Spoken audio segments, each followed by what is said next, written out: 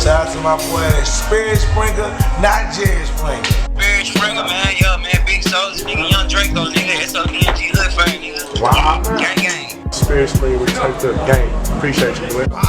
Sperry Springer, bitch. Gang shit. Gang shit, y'all know what going on for my nigga Sperry. Motherfucking Sperry Springer, yeah, My first time out the last song was Sperry, man. Oh yeah. I might put that in a verse or something. First time, not the last time. Oh God, man. Nah, shit, we out here, man. Shit, man. First time, like just in general, first time. But then first time, I got somebody from originally Alabama. You said? Yeah. Man, let them know who we with and shit. Where we from, man? Oh yeah, from Pritchard, Alabama. You know what I'm saying? Mike Willion. Pritchard / Mobile, Alabama. I just moved down here to Dallas. Yeah. You know what I'm saying? Hollering at Sperry Springer right now. Yo, Alabama's kind of is one of them ways right now where it's like I feel like rap is kind of like looking for new cities and scenes, and Alabama happens to be one of those markets where it's like there's a few rappers popping up from there, but shit, why do you think it took so long for Alabama to start really popping on the radar? I know you niggas had y'all like, you know, throw some D's on it and shit like that back in the day, Yeah. but like now it's like more people are popping up. Yeah. Shouts out to Rich Boy. I got a song with him. For real? Yeah. Called Whip Game. No shit. Yeah. And we did that in 2012. But I feel like Rich Boy like pioneered it, and then I feel like we didn't have a sound at first. Yeah. You know what I'm saying? Like it's a lot of artists now just cooking. You feel me? But we didn't really have an original sound. So now I feel like we got a sound now. Yeah. And it's like opening the ways. Like I said, you got No Cap, you got Rilo, you got Young Blue. He just did a song with Drake. You feel me? Yeah.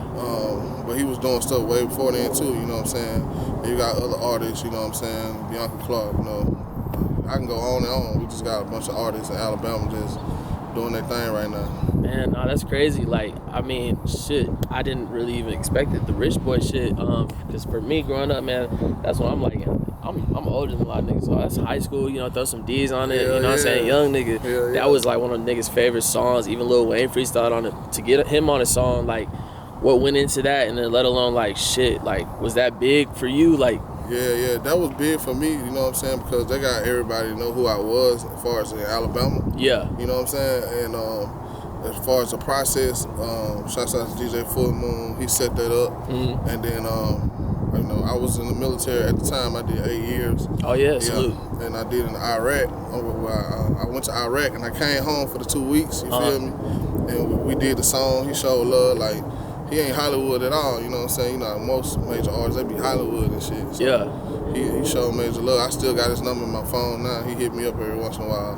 For you know real? what I'm saying? When he see me moving and shit, yeah. Man, that's love. Yeah, I mean, man, bro, you come up with some shit, man. Like, it's actually, you know, it's gonna make me ask another question I didn't plan. So you was in the military? Yeah. Man, what branch? Army. Word, man. So what went into that? You know, getting into, like, was that something that you just got into right out of high school, or like did you always plan to do that, or? I'll be real. It wasn't planned. You feel me? You know, basically, you know, life hit me. You know what I'm saying? I had a child. You know what I'm saying? You know, by my wife. You know what I'm saying? I'm married. You feel me? And I had to do what I had to do. Mm-hmm. You know what I'm saying? I was in school at the time, but then I had to transition because I was like, fuck that, I'm not eating no noodles. You feel me? And had a baby on the way, so I was like, I was 19, how old was I? 19, 20, you feel me? And I was like, fuck it, I gotta go make some money. So I just did it like that, man. That's just how it went. For the, you know, because there's gonna be a few people that's gonna watch this, and it's like a lot of people that still don't know, you know, exactly where they're going in life, or the curveballs life's gonna throw at them, and that's always an option for some niggas, especially if you're still able, you know, you got the right record and whoop wop. But shit, for you, I'm not asking you to like motherfucker just be vouching and riding out for the military, but I'm just, what was the pros, like why that was a good decision and shit, you know? The pros were a good decision because like the benefits, you know what I'm saying, like, you know what I'm saying, a lot of people don't know, like, military ain't all bad, you feel me? You get to travel the world, you meet different people. That was part of a big attribute that I picked up as far as networking. You know what I'm saying? Because at first, you know, I was very like selective who I was with. They had to be with this clique or that clique or from my hood. Yeah. But the military taught me how to, you know, conversate with somebody and like I said, leave out the room and they was like, no, I like that cat, you know what I'm saying? Yeah. And it teaches you how to network, and then, you know, the benefits, you know what I'm saying, from my VA and all that. I can go in detail about that, but like, you know, having money to do what you're trying to do, you know what I'm saying? So that's a whole part of everything. Like, you got to make a plan to where you get passive income and be able to budget and do different things, because you're going to need the money in this game right now. You said you did it for 8 years? Yeah, I did 8. So you didn't feel, see, for someone like myself, before it was too late for me to join it, because I ended up messing up my record, and all my parents was in the military. But like, so it was always in my head to do it, but that wasn't my thing. But like, one thing I felt like personally was, I was like, damn, 4 years is a long time. Like, you know, you feel like, you know, life's gonna pass you up. Like, how quick did those 4 to 8 years go by, and then let alone, did you feel like you was missing out on anything? Oh yeah, man. That was the reason why I got out. You feel me? That, and I want to enjoy my children. You know what I'm saying? Because the thing about the military is, whatever they got going, you gotta stop whatever you're doing in your personal life and just go. You feel me? So I say that, you know, it went by slow to me. Yeah. Because I didn't really want to do that. You know what I'm saying? That was just something I jumped into to make the money. You know what I'm saying? And you know, it played a major part in my story, though. You know what I'm saying? It definitely played a major part in where I'm at now. You feel me? So.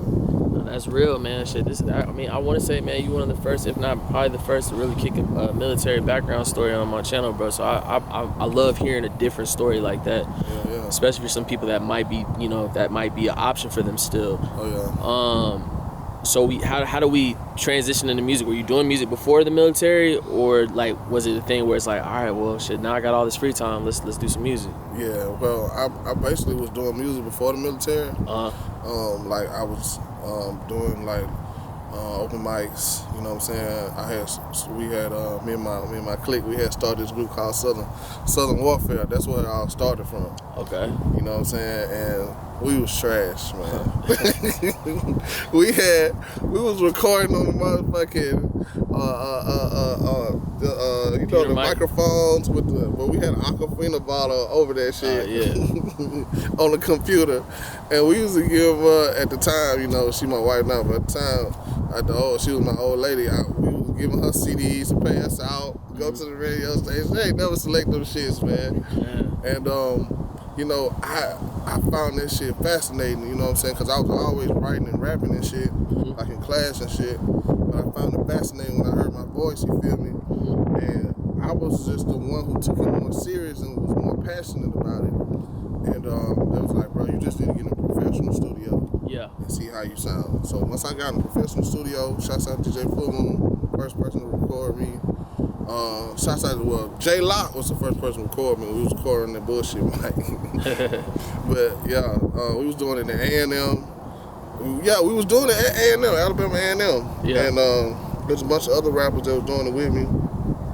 And like I said, I transitioned to a real studio, and then once I recorded them 18 songs, I put it out, and niggas was fucking with it in the city. You know what I'm saying? And then that's when I got shipped to Iraq.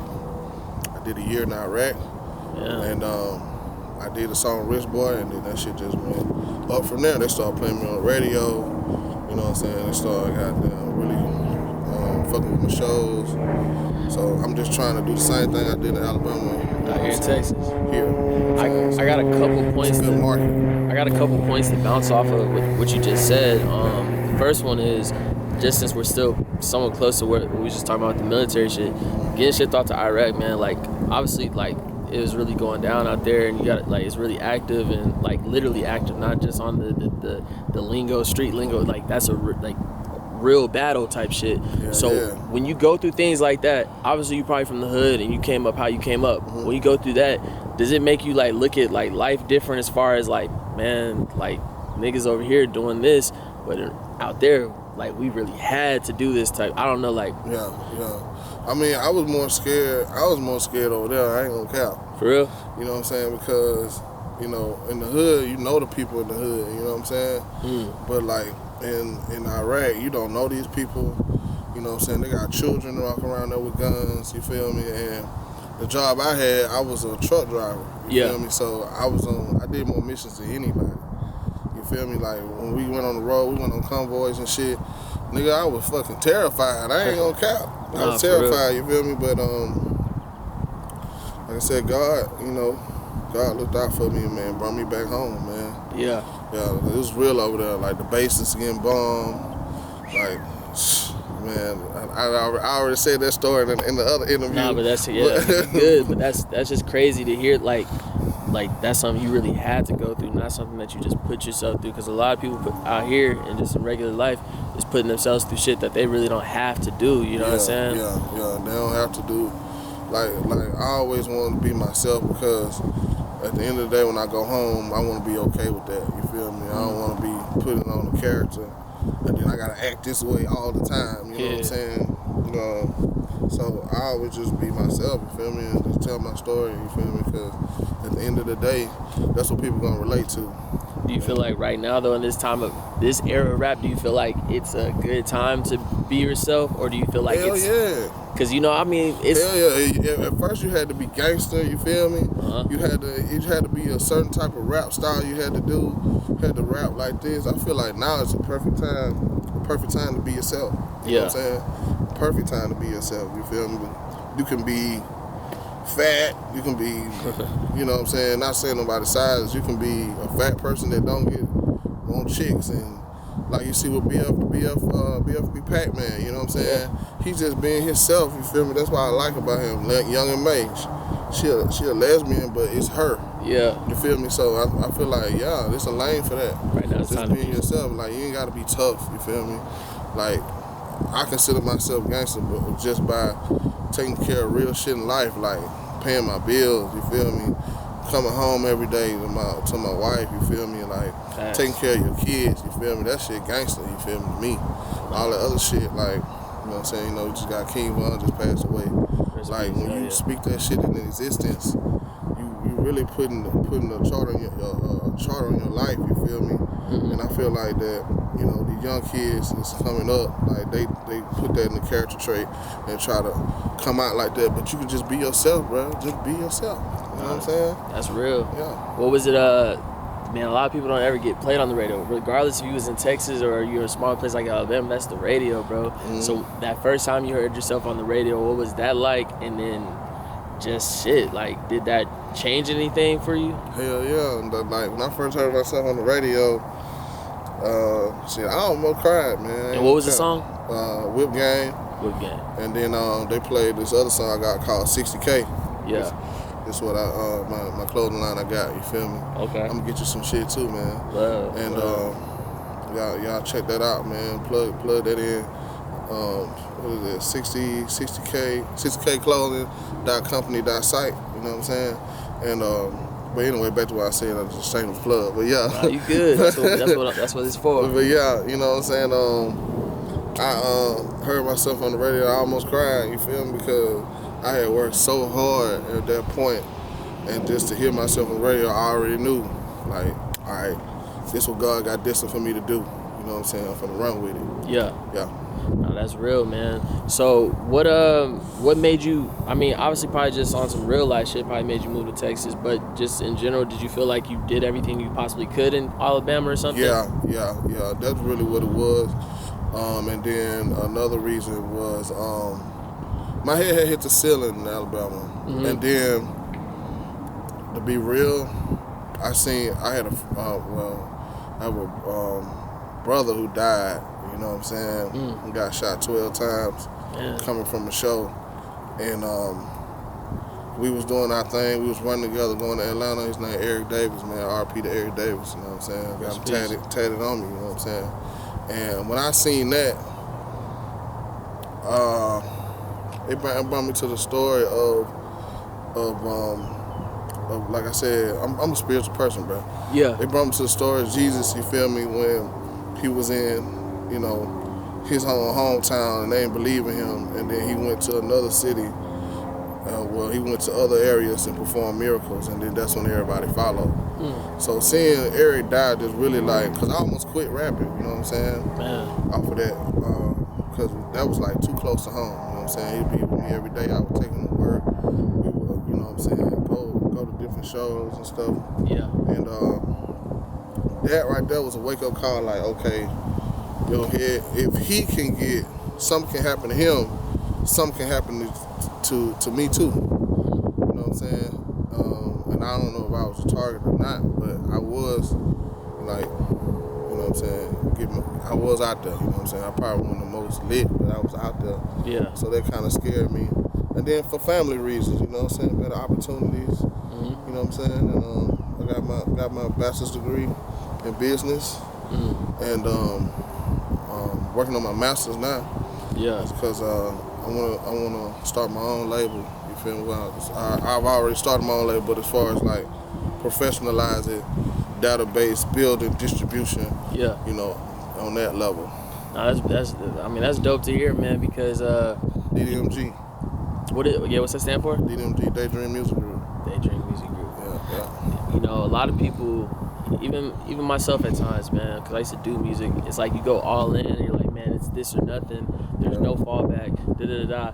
And it's funny because I used to do music, and that's how I stumbled into this, because I always had a camera. But I'm saying them backup plans or just having like secondary type of, you know, things shit, just touch on that, because a lot of people is one way with it, where it's like, nigga, it's rap or die. Yeah, man, that's what we big on. Like, you gotta have many trades.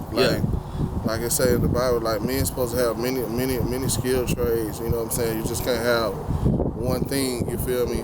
And that made me, what made me just want to learn how to record myself and mix and master was I got tired of people like hoeing me. You know what I'm saying? Like playing with my money, not sending my stuff on time. You know what I'm saying? I can't put out. I'm waiting on him. Yeah. So I was just like, you know, my partner Igloo, he taught me how to use Logic, and you know what I'm saying? I learned how to do that.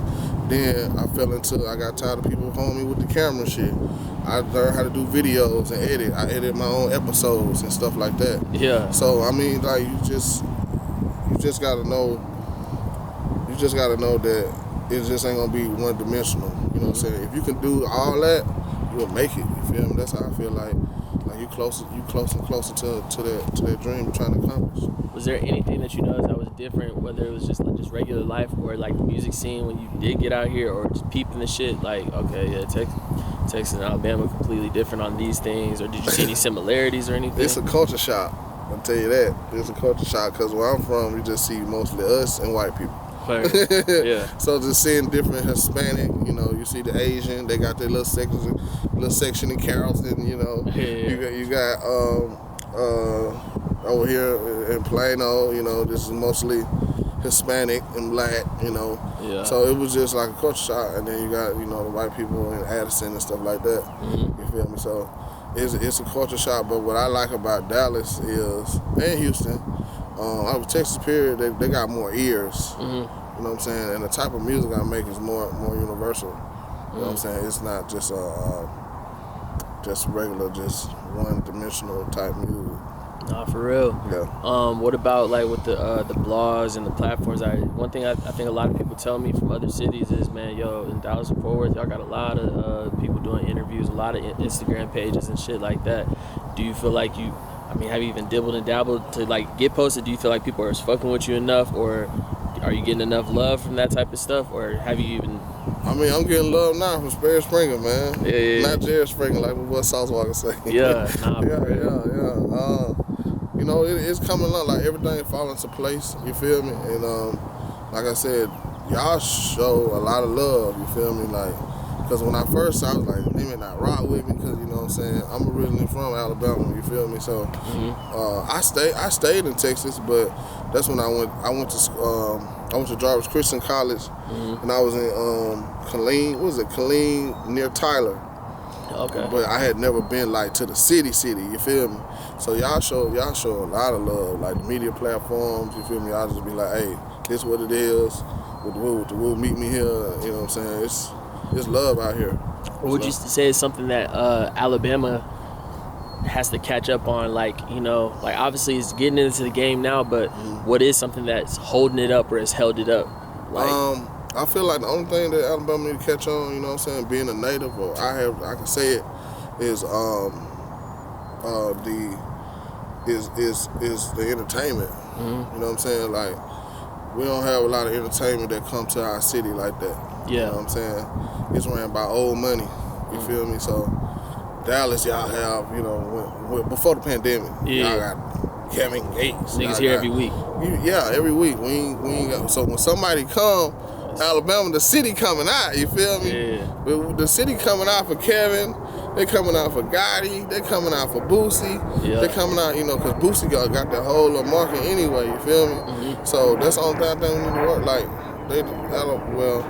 I think that the old money ran there, they don't want the young money in there, you know what I'm saying? So they're more focused on the country part, you know what I'm saying, and the big arenas and stuff.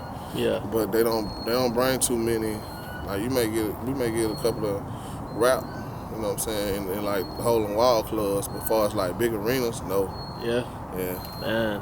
On the Alabama tip, man, just because I've never been there. Like I said, my cousin, she went to Alabama A&M, so I heard how much of a good time and how much she fucked with Alabama, never leaving Chicago her whole life. That's where she went to. Yeah. Alabama, to me, outside in, perspective-wise, I'm telling you, bro, like, all I know is, what's it called, Roll Tide in motherfucking Sweet Home Alabama, and I be thinking it's like some, like, you know. War Eagle, though, you feel me? War Eagle, man. Word up. Hey, I like Alabama, I like the Roll Tide, you know, but, you know, the history, you know, I'm big on researching history, and I rock with War Eagle, but, you know, anything that represents Alabama, I'm with, you feel me? So do they play Sweet Home Alabama all the time out there? Is that really like the national anthem? I don't know. That's what I be thinking. No, man, it's a city like this, you feel me? It ain't no, like, you got certain parts where you know not to go. Like, we got, like, Saraland. That's a land of, you know. It's like that Confederate shit. Yeah. They races out there, you know, but you'll know when you get there, like, okay, this is what's popping at. This is where my people at. This is where I know not to go. You know what I'm saying? And then it got much better. You know what I'm saying? It's a city, bro. Oh, that's you know, it's just like most people they ignorant to the fact about Africa, you feel me? They just think Africa just dirt and fucking the zoo. But Africa got McDonald's too, man. It's a city. When you think about just like the South, man, like I feel like it's a camaraderie in the South. Like for me, like living up north and being into other places, like it's not that people don't embrace other shit, because everywhere embraces everybody if you real. But it's an understanding with down south, like all the southern states. When you go from in and out these cities and places, people tend to connect. You know, you might have some small like shit where it's like niggas might test to see what, you know, if you good or if you on the same page. But I feel like the South has like a really unified connection, man. All these bottom states, do you peep that shit? Like, yeah, man, that's that southern hospitality, man. Yeah. Up north, y'all be. Well, I ain't gonna say y'all, you know what I'm saying? But I know you said you was from the Chi at one point. Yeah. But I feel like we just got that camaraderie. We might be in the studio, and you know, one from Texas, one from Tennessee, one from Alabama, and we may all say, "Hey, man, let's all work on this beat together. You hot here, you hot here, you hot here." Mm-hmm. Boom, and that's how a lot of us blow down south. You feel me? Because we don't have. I feel like the East Coast got the cheat sheet a little bit. You know what I'm saying? That's where it started, man. Yeah, that's where it started. That's the Mecca. So y'all got all the corporate buildings. Y'all got all the places, the media platforms to go. So we have to come together to basically beat y'all. You know what I'm saying? Like we got to come together. You feel me? Like I want to work with every artist who want to goddamn work with me. That's how I am. You feel me? I don't shit on nobody, because you never know what that person may be in a year. A year to 6 months, goddamn, a person could be fucking Drake. I know that for a fact. I done seen people blow up who was right next to me. Yeah. Yeah, so that's facts. It's real, man. Shit, I'm gonna hit you with this before I get to my rapids, man. Like some rapid questions, but I see you got the chain, and you say you got, you know, Daydream Music Group. Mm-hmm. So, you know, are niggas independent? Yeah, independent all the way, man. So if I mean, tatted right here too. What would Actually, right now. what would it what would it take to like be open to like a bigger opportunity, like as far as like a bigger label or a distribution deal? Do you want that, or are you just like, shit, if it happens it happens, if it don't? Yeah, I'm not chasing it, but if it happens, it happens. You feel me? As far as like partnership, you know what I'm saying? You ever got any offers? Yeah, I got offers. Like I said in my last interview. Oh, okay. I got an offer. I'm trying to do different shit, but I got an offer from Atlanta Records when I was in Iraq for a single deal for the song me and Rich Boy did. Damn. And at the time I couldn't take it. You feel me? Because the money wasn't right. It didn't make sense. It didn't make sense. You feel me? I was making more in Iraq than I was with the deal. And when people say the price of the deal, that means the price of the total deal. So it was a $50,000 deal. That means the deal is worth $50,000. So your advance probably gonna be 10, 15. You feel me? So I'm just like, nah, man. That's not as much as the you route think. I wanted to go back then. You feel me? Yeah. Which I could have took it. Maybe there would have been a stepping stone. But at that point, I was making money, so I was just like, nah, I don't want to do that. That's smart. Yeah. So I'd rather do it independently, and as far as the label promotion, I use that. And as far as partnership, I do that. Now, don't get me wrong. If a deal comes that's lucrative, hell yeah, we can talk. Yeah. Yeah, I ain't stupid. That's real. Yeah. Shit, man, I'm gonna hit you with some rappers, man, because it's gonna be the first time, not the last time, hopefully. You know what I'm saying? I tell that with everybody I interview. Hopefully we can check in down the road and we both leveled up. You feel me? Yeah. I hope it ain't the last time. Nah, for sure. So some of these gonna be rapid questions. To finish the sentence is just, random questions. You don't want to answer, you don't got to. Answer to the best of your ability. Start off with some finishing sentences. Growing up, when there was no food at home or in the fridge, I was eating. Finish the sentence. Noodles. Everybody falling back on the ramen. What flavor? What color pack? That chicken though. That chicken hard. Oh God, he said it. All right. Niggas don't really know. Finish the sentence. The grind of independence. Yeah, they don't. They don't. Right? What's behind the scenes, they don't really know the grind of trying to come up, man. Yeah. Say what you want about me, but don't say. Finish the sentence. Don't say I don't work hard. Yeah. You feel me? He said that's false. You can call me broke, you can call me ugly, you can call me black, bro. Don't say I don't work hard.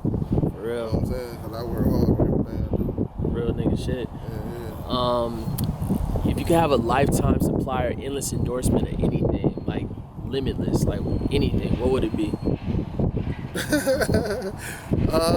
Anything? Yes, sir. Man, that's a good question, bro. Yeah, man, I try to come with it. Probably be money. Yeah, I'm just be real. That's the system.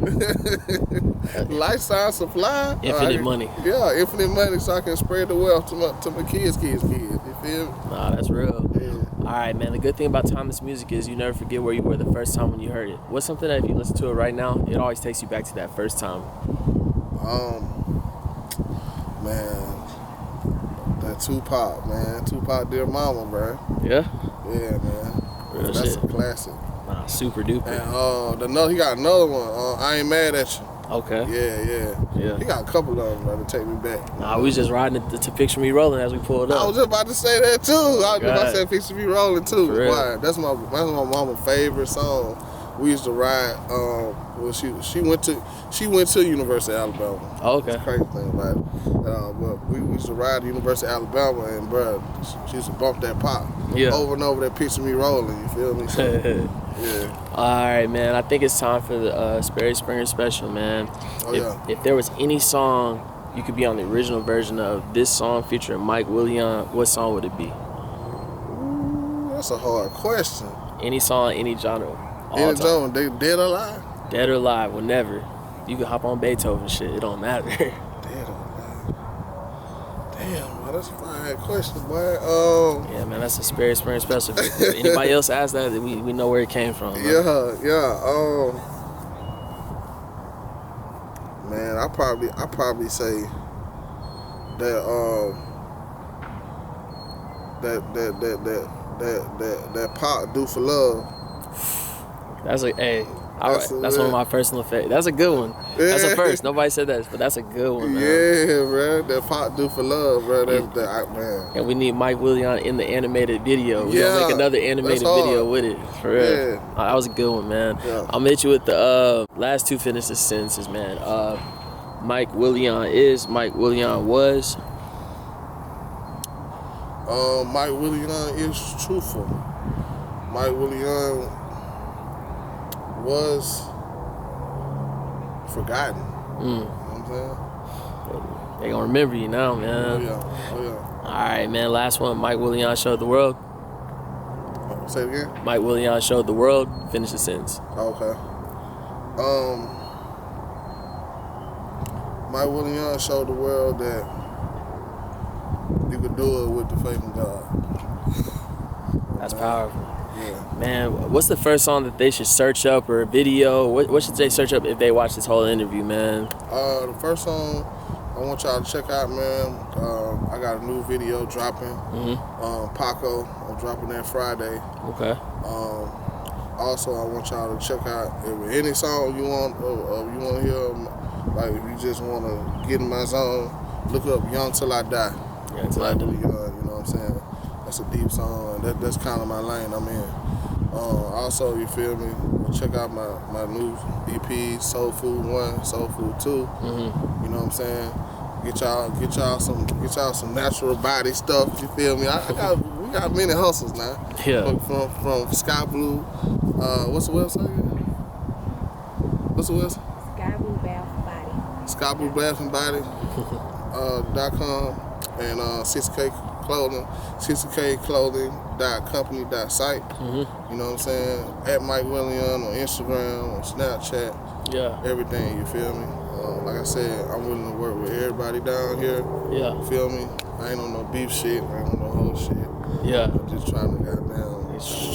Trying to go to the top. Up, you feel me? For real, man. Shit, man. You got any shout outs for anybody? And then, shit, even after you get them shout outs out the way, anyway, I get a shout out to Sperry Springer, man. Man, shouts out to Sperry Springer, man. Not Jared Springer. Sauce Walker, don't be mad, but I like that drop, man. Shouts out to Sperry Springer, man. My first Dallas, Texas interview. Man. I fucks with you hard, man. Salute to you, bro. I fucks with what you got going on. And you breaking a lot of artists, you know what I'm saying, that's coming up. We need that, you feel me? Especially as an independent artist, we need that exposure, you feel me? That's love. And shouts out to everybody who gonna be mad at me who didn't give them a shout out. Yeah. Because I'm not gonna mention you niggas' names. Big shout out to JJ, John, man. Y'all know who y'all is who fuck with me. If you got my number, you already know what it is, man. Nah, for real, man. Yeah. This one of them ones, man. Mike Willion, first time, not the last time on Sperry, man. Oh yeah. I might put that in a verse or something. First time, not the last time. Oh my God, man. It's love, man. And shit. That's one of them ones. First Alabama interview on Sperry, man. All good, man. Salute, bro. Love.